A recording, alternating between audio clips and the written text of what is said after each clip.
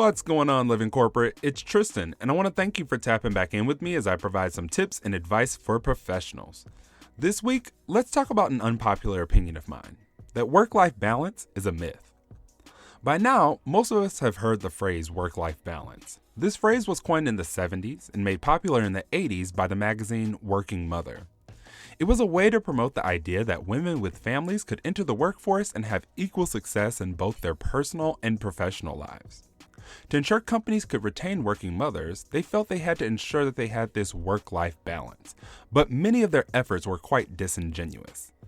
As work-life balance continued to make waves over the subsequent decades, studies from 2003 show that any gains in leisure time were concentrated among the most educated and highest paid.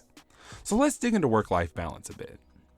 According to dictionary.com, the word balance means a state of equilibrium, equal distribution of weight or amount. Based on this definition, the entire premise of work-life balance is that work and life are opposing forces, and there is a point where you can equally distribute your time between the two, creating some sense of harmony. Personally, I think that's a flawed way of viewing the two. It requires people to compartmentalize and believe that work only happens at work and life only happens outside of work.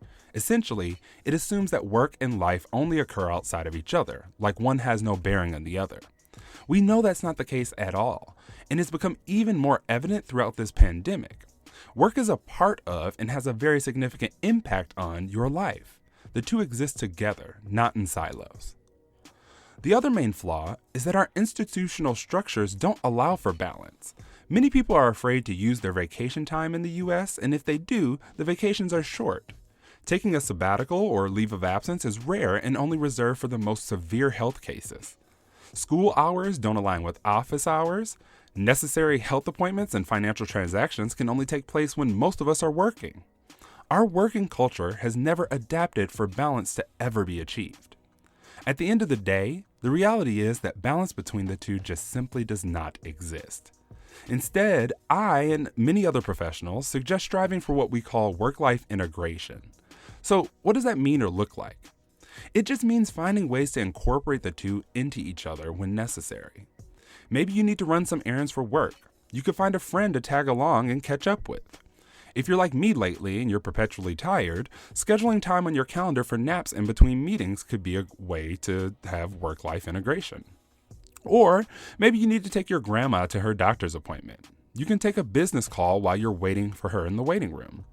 It's essentially finding ways to stop work from impeding on life and life from impeding on work, finding ways to allow them to coexist with each other. Now, integration is something that can still lead to burnout, but we'll discuss that on another tip soon. Thanks for tapping in with me this week. This tip was brought to you by Tristan of Layfield Resume Consulting. Check us out on Instagram, Twitter, and Facebook at Layfield Resume, or connect with me, Tristan Layfield, on LinkedIn.